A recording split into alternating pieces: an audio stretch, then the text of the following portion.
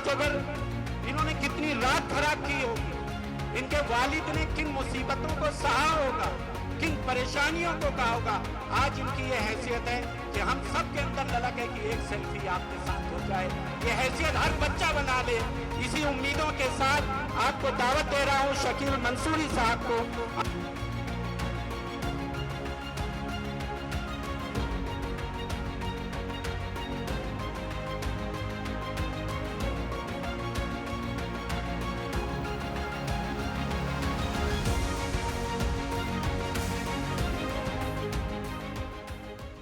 अस्सलाम वालेकुम। सबसे पहले मैं जनाब जावेद इकबाल मंसूरी साहब, जनाब रबीउल्लाह मंसूरी साहब और जनाब अज़मत मंसूरी साहब का शुक्रगुज़ार हूँ और जमियतुल मंसूर के तमाम ओहदेदारान का शुक्रगुज़ार हूँ कि उन्होंने मुझे ये मौका दिया कि हमारे समाज के जो यंग माइंड्स हैं, जो मेरिटोरियस स्टूडेंट्स हैं, मैं उनसे इंटरेक्ट कर सकूँ। साथ ही साथ जो हमारे साथी जो यंग माइंड्स, जो मेरिटोरियस स्टूडेंट्स यहाँ पर आए हैं और उनके पेरेंट्स आए हैं, मैं उनका तहे दिल से इस्तकबाल करता हूँ। मेरे वालिद मोहतरम हाजी तसब्बर हुसैन वाहिदी, मेरे भाई खलील मंसूरी और मेरे फैमिली मेम्बर्स यहाँ पर हैं, मैं उनका भी इस्तकबाल करता हूँ। मैं मेरे बारे में बताऊँ, मेरी पहचान ये है कि मैं अलीगढ़ मुस्लिम यूनिवर्सिटी का तालिब इल्म हूँ और मैं शाहजहांपुर के टाउन तिलहर का रहने वाला हूँ। इस साल सिविल सर्विसेज एग्जाम में मेरी रैंक 506 आई है और इंशाल्लाह उम्मीद है कि आईपीएस एलोकेट होगा। अब अपने बारे में तो बात मैं बाद में करूंगा, जैसा कि मेरी जावेद इकबाल मंसूरी साहब से बात हुई कि जो हमारे यंग माइंड्स, जो मेरिटोरियस स्टूडेंट्स यहाँ पर आए हैं, उनकी कैसे हौसला अफजाई करी जाए और कैसे कुछ ऐसा काम किया जाए जिससे जो हमारे मेरिटोरियस स्टूडेंट्स यहाँ पर मौजूद हैं उनका नंबर में इजाफा हो सके। तो सबसे पहले तो मैं आप सभी को बहुत बहुत कॉन्ग्रेचुलेट करता हूँ आपकी सक्सेस के लिए, लेकिन साथ ही साथ मैं आपको ये भी बोलना चाहता हूँ कि ये पहला स्टेप है और आपको अभी आगे बहुत मेहनत करनी है। आपके सामने बहुत सारे चैलेंजेस आएंगे। ये सक्सेस का पहला स्टेप है। आगे आपको बहुत ऊंचाइयों तक जाना है, आपको सक्सेस लानी है और आपको इतनी मेहनत करनी है कि कुछ दिनों के बाद जब प्रोग्राम हो तो यहाँ पे मेरिटोरियस स्टूडेंट्स, जो अभी कुछ लिमिटेड स्टूडेंट्स खड़े हुए, कुछ दिन के बाद पूरी महफिल सिर्फ और सिर्फ मेरिटोरियस स्टूडेंट्स की रहे। तो उसके लिए मैं कुछ सोच रहा था बैठे बैठे आप लोगों के लिए। तो मैं चाहूंगा कि जो पेरेंट्स आए हैं, जो गार्जियंस आए हैं और जो हमारे साथी जो यंग मेरिटोरियस स्टूडेंट्स हैं, उनके लिए कुछ बात कहूं ताकि अपनी जिंदगी में आने वाले दिनों में वो और ज्यादा सक्सेस को हासिल करें। तो इसमें सबसे पहला जो मेरे जहन में बात आ रही है वो रोल है पेरेंटिंग का, वालिदैन का रोल। जैसा कि बड़े भाई बता रहे थे कि माँ का रोल क्या होता है। माँ का बहुत अहम रोल है। मैं आपके सामने एक छोटी सी स्टोरी शेयर करूंगा, बहुत छोटी सी स्टोरी है। एक छोटा सा बच्चा था, अपने स्कूल के दिनों में था, छोटा था, एलिमेंट्री एजुकेशन ले रहा था उस टाइम पे। एक दिन उसको स्कूल से एक चिट्ठी मिलती है। स्कूल से चिट्ठी मिली, वो पढ़ नहीं पाता था, चिट्ठी बहुत छोटा था, तो चिट्ठी लेकर के वो आ गया अपनी वालिदा को, उसने वो चिट्ठी दी, अपनी माँ को चिट्ठी दी। माँ ने वो चिट्ठी पढ़ी और माँ रोने लगी। बच्चे ने पूछा, माँ क्या लिखा है इसमें? तो माँ ने बोला कि बेटा इसमें लिखा है कि तू बहुत होनहार है और स्कूल में ऐसे टीचर्स नहीं है जो तुझे पढ़ा सके, तो तुझे कल से मैं पढ़ाऊंगी। तो अगले दिन माँ बहुत सारी किताबें लेकर आई, माँ ने पढ़ाना शुरू किया। बहरहाल वक्त गुजर गया, बच्चा बड़ा हो गया, माँ का इंतकाल हो गया। तो एक रोज बच्चा अपने माँ के कमरे में पहुंचा और जाकर के उसने वो चिट्ठी पढ़ी। उस चिट्ठी में लिखा था बहुत सख्त लफ्जों में कि आपका बच्चा मंद बुद्धि है, इसे स्कूल से ले जाइए और हम इसे पढ़ा नहीं सकते। ये कोई और बच्चा नहीं, अल्बर्ट आइंस्टीन था, दुनिया का सबसे दिमागदार इंसान। ये यहाँ पर रोल अल्बर्ट आइंस्टीन का नहीं है, यहाँ पे रोल उनकी माँ का है, उनकी वालिदा का है कि कैसे उन्होंने एक ऐसे बच्चे जिसको स्कूल ने डिक्लेयर कर दिया था ये मंद बुद्धि है, उन्होंने अपनी तरबियत से उसको दुनिया का सबसे दिमागदार बच्चा बनाया और वो दुनिया का सबसे बड़ा वैज्ञानिक बनकर उभरा, अल्बर्ट आइंस्टीन। तो मैं यही कह रहा हूं आप तमाम पेरेंट्स से कि अब वक्त वो नहीं है कि बच्चे पढ़ रहे हैं, अब रोल ये आ चुका है कि आप किस हद तक इंगेज हो रहे हैं अपने बच्चों से। और पेरेंट्स में सिर्फ पेरेंट्स नहीं है, पेरेंट्स में पेरेंट्स के साथ साथ गार्जियन हो सकते हैं, आपके भाई बहन हो सकते हैं। जैसा मैं अपना बताऊं, मुझे मेरे भाइयों ने पढ़ाया, स्कूल से लेकर के यूनिवर्सिटी तक और यूपीएससी प्रिपरेशन तक पूरा का पूरा सपोर्ट मुझे मेरे भाइयों ने दिया। तो आप माँ बाप की हैसियत से हो, बड़े भाई हो, बड़ी बहन हो, आप अपने घर में अपने बच्चे को वो एटमॉस्फेयर क्रिएट करिए, उनके साथ इंगेज होइए, उनको समझिए और उनको मोटिवेट करिए कि वो आगे बढ़ सके। तो पहली चीज मैंने अपनी बात रखी पेरेंटिंग पे। दूसरी चीज जो मैं अपनी बात रखना चाहूंगा, वो सबसे ज्यादा रोल प्ले करता है, एक बार पेरेंट्स ने बच्चे को पढ़ा दिया और वो कॉलेज चला गया, यूनिवर्सिटी चला गया, तो सबसे बड़ा रोल होता है आपकी संगत का, दोस्ती का। आप में से बहुत सारे बच्चे हैं जो जिन्होंने भी 10th किया है, 12th किया है, नीट दिया है, IIT किया है, अभी आपके सामने दुनिया के बहुत सारे दरवाजे खुलने वाले हैं। आप IIT में जाएंगे, आप मेडिकल कॉलेज में जाएंगे, एम्स में जाएंगे, तो वहां पे रोल आएगा संगत का। यकीन मानिए सबसे आसान काम है चौराहे पे चाय की टपरी पे बैठ के वक्त को बर्बाद करना, और सबसे कठिन काम है अपने कमरे में कुर्सी पे बैठकर किताबों को पढ़ना। तो आपको रास्ता चुनना है किताबों का, और वो रास्ता आप तब चुनेंगे जब आपकी संगत अच्छी होगी। अगर आपकी संगत खराब होगी तो आप अपना वक्त जाया करेंगे। अगर आपकी संगत अच्छी होगी, जैसे मैं अपना बताऊं, मेरी संगत के जितने भी लोग हैं, I started my preparation from 2019, लगभग 80% मेरे दोस्त IAS और IPS हो चुके हैं, और मुझे उम्मीद है कि जो नहीं हुए वो इंशाल्लाह हो जाएंगे। तो ये असर होता है संगत का। रिजल्ट आए 2022, 23, 24, 25, जब भी रिजल्ट आता है हर रिजल्ट में कम से कम मेरे 2-3 दोस्त IAS IPS होते हैं। तो ये संगत का असर है कि आप ऐसे लोगों के दरमियान रहते हैं, ऐसे लोगों के बीच रहते हैं कि आप उनके जैसे हो जाते हैं। ऐसे कहते हैं कि आप क्या हैं, आप जो आपके आसपास 4-5 लोग हैं, आप उन्हीं की ही परछाई हैं। तो हमेशा संगत को जो है, संगत को आप बहुत अच्छा रखें, अच्छे लोगों के साथ उठें, अच्छे लोगों के साथ बैठें, अच्छे लोगों के साथ पढ़ाई करें, ठीक है। तीसरी चीज जो मैं आप बच्चों को बोलना चाहूंगा, हमारे यंग माइंड्स को बोलना चाहूंगा, वो ये है कि सपने हमेशा बड़े देखें। सपने देखने में कोई टैक्स नहीं लगता, लगता है क्या? सपने देखने में कोई टैक्स नहीं लगता।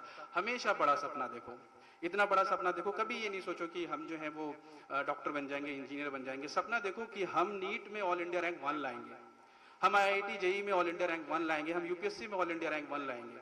हमेशा बड़े सपने देखो। मैं आपको अपने बारे में बताऊं, यकीन मानिए मेरे वालिद मोहतरम यहाँ बैठे हैं, मुझे इंशाल्लाह IPS एलोकेट होगा, और ऑल इंडिया सर्विस IPS, उनको पता ही नहीं है कि IPS है क्या, ऑल इंडिया सर्विस क्या है। मेरे वालिद मोहतरम को स्कूली तालीम हासिल नहीं है, वालिदा को भी नहीं हासिल है। तो ऐसे घर में पैदा होने के बाद मेरे लिए इतने बड़े सपने देखना कोई चैलेंज नहीं था। लेकिन फिर वही बात कि सपनों पर टैक्स नहीं लगता। मेरे बड़े भाई कदीर मंसूरी साहब, उन्होंने मुझे हमेशा मोटिवेट किया कि सपने हमेशा बड़े देखो, सपने छोटे मत देखो, सपने बड़े देखो। जब आप सपने बड़े देखोगे तभी आप उसके प्रति ईमानदारी से मेहनत कर सकोगे। तो हमेशा सपने बड़े देखो। तो मैं अपने यंग माइंड्स को ये जरूर कहूंगा कि अभी आप जिस भी लेवल पर हैं, आगे जाएंगे, यूनिवर्सिटी में जाएंगे, अलग अलग कॉलेजेस में जाएंगे, तो हमेशा ऊंचे सपने देखने हैं। चौथी चीज जो मैं आपको बोलूंगा वो ये है कि लाइफ में बहुत बार फेल्योर आते हैं या टफ सिचुएशन आती है, तो आपका एटीट्यूड क्या होगा उसको डील करने का। कभी कभी क्या होता है कि जैसे फॉर एग्जांपल अभी आप लोग अपनी स्टार्टिंग जर्नी में हैं, कुछ वक्त के बाद ऐसा वक्त आएगा कि आप यूनिवर्सिटी में होंगे या किसी कॉम्पिटिटिव एग्जामिनेशन की तैयारी कर रहे होंगे और सिलेक्शन नहीं होगा। तो दो एटीट्यूड हो सकते हैं। एक एटीट्यूड तो ये कि छोड़ो, अपनी किस्मत में ही नहीं है। दूसरा एटीट्यूड ये है कि फिर से लगेंगे, फिर से मेहनत करेंगे। मैं आपको एक अपना किस्सा बताऊं। 2023 का मैंने अटेम्प्ट दिया और प्रीलिम्स हुआ, मेंस हुआ, मैंने इंटरव्यू दिया 2023 के अटेम्प्ट में। 2024 में अटेम्प्ट आया और फाइनल सिलेक्शन नहीं हुआ। ऐसा लगा कि हाथों में जो सितारे आने वाले थे वो रह गए, नहीं आ पाए। तो उस टाइम पे दो एटीट्यूड हो सकते थे। एक एटीट्यूड तो ये था कि भाई 2 महीने बाद फिर से एग्जाम है, चलो और ज्यादा मेहनत करते हैं। दूसरा ये कि अपनी किस्मत में ही नहीं है, छोड़ो। बट आपका एटीट्यूड ये होना चाहिए कि गिव योर बेस्ट। आप अपना बेस्ट दो, जो होना होगा वो ऊपर वाले के हाथ में, उस पर छोड़ दो। तो मैंने तैयारी की और अल्हम्दुलिल्लाह 2024 में मेरा सिलेक्शन हुआ। फेलियर के साथ साथ जो मैंने आपको दूसरी बात बोली कि वो ये है कि कभी कभी लाइफ में बहुत टफ सिचुएशंस आ जाती हैं। Be ready for that. अभी आपने बहुत अच्छा परफॉर्म किया है, आपने बहुत अच्छी तालीम हासिल करी, आपके परसेंटेज बहुत अच्छे आए हैं, कल को आप किसी यूनिवर्सिटी में जाएंगे, किसी कॉलेज में जाएंगे या बाहर भी पढ़ने जाएंगे या कॉम्पिटिटिव एग्जाम देंगे, तो हो सकता है कि आपके पास बहुत टफ सिचुएशंस आएँ। Be ready for that. हमेशा कहते हैं hope for the best and prepare for the worst. बुरा से बुरा हो सकता है तो उसके लिए रेडी रहें।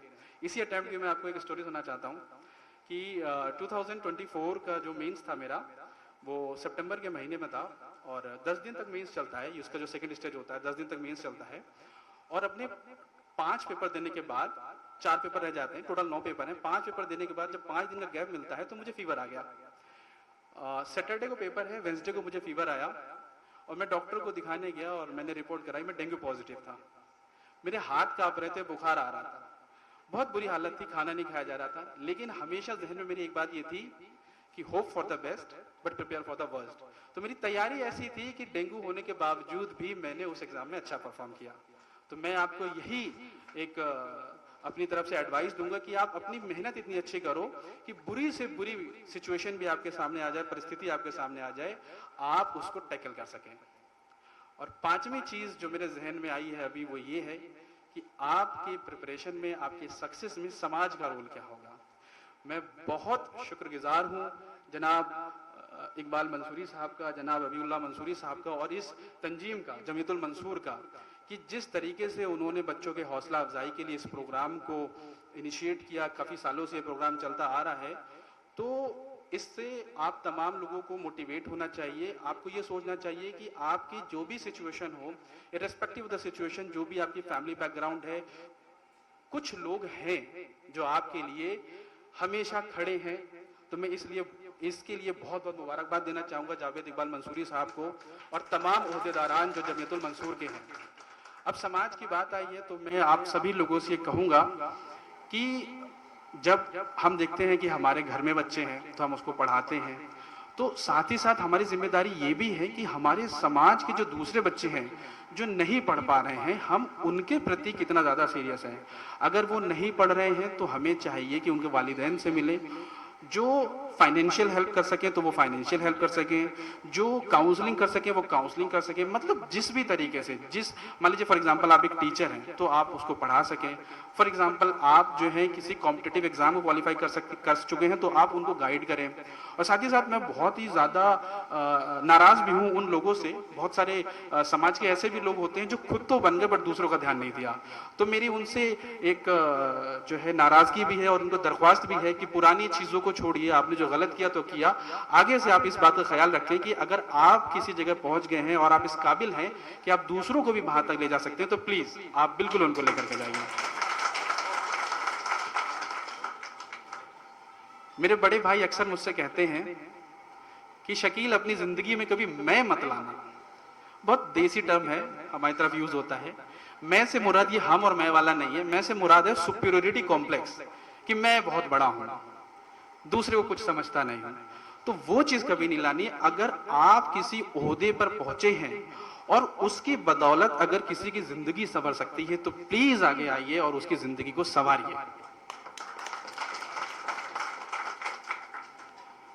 खैर, ये सारी सीख मैं अपने यंग मेरिटोरियस कैंडिडेट्स, जो स्टूडेंट्स जो यहाँ पर आए हैं, उनको दूंगा। साथ ही साथ मैं कुछ अपने बारे में बता दूं। जैसा कि मैंने आपको बताया कि अलीगढ़ मुस्लिम यूनिवर्सिटी का तालिबे इल्म हूँ और 2019 से मैं प्रिपरेशन कर रहा था इस एग्ज़ाम की। लास्ट ईयर इंटरव्यू स्टेज तक पहुंचा था, नहीं हुआ, बट हिम्मत नहीं हारी, लगे रहे। और जब आप मेहनत करते हैं तो कभी ना कभी रिजल्ट तो आएगा। 2024 में मुझे 506 रैंक आई। मैंने अलीगढ़ मुस्लिम यूनिवर्सिटी में जब मैं ग्रेजुएशन कर रहा था उसी वक्त से मैंने ये सपना अलीगढ़ मुस्लिम यूनिवर्सिटी में ही देखा कि मुझे यूपीएससी क्लियर करना है। और इस सपने को अंजाम देने के लिए मैं जामिया मिल्लिया इस्लामिया के आरसीए में पहुंचा। वहाँ जामिया आरसीए गया, वहाँ पर जाकर अच्छे दोस्त बनाए, अच्छे टीचर्स के अंडर में गाइडेंस में गया और 2024 में मेरा सिलेक्शन हुआ। मेरे साथ कुछ स्पेशल यूं हुआ, जैसा कि मैंने आप सभी को बताया, सबको उनके वालिद पढ़ाते हैं। मुझे मेरे वालिद ने गाइड किया बट मुझे पढ़ाया मेरे बड़े भाइयों ने। उनका बहुत बड़ा रोल है मेरे सिलेक्शन में। हमेशा कॉलेज से लेकर, स्कूल से लेकर यूपीएससी प्रिपरेशन तक हमेशा मेरे साथ खड़े रहे।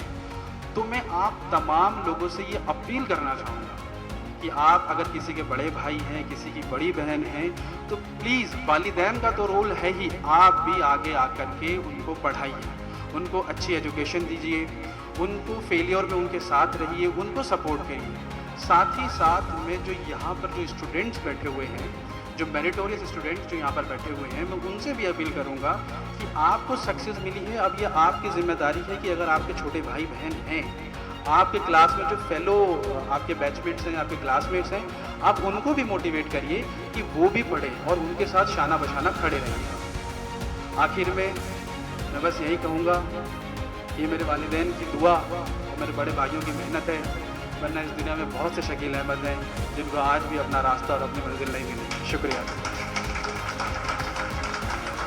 बहुत बहुत शुक्रिया। मंत्री साहब ने जिस अंदाज में अपने समाज के लिए एक रास्ता दिखाया है और जिस तरीके से आपने बयान किया, education with moral education with, वो बड़ी बात है कि अधिकारी बनते हैं, लेकिन शुरुआत में उतना बड़ा विजन और साथ तो कोई भी कौम पीछे नहीं रह सकती, है मेरा यकीन है।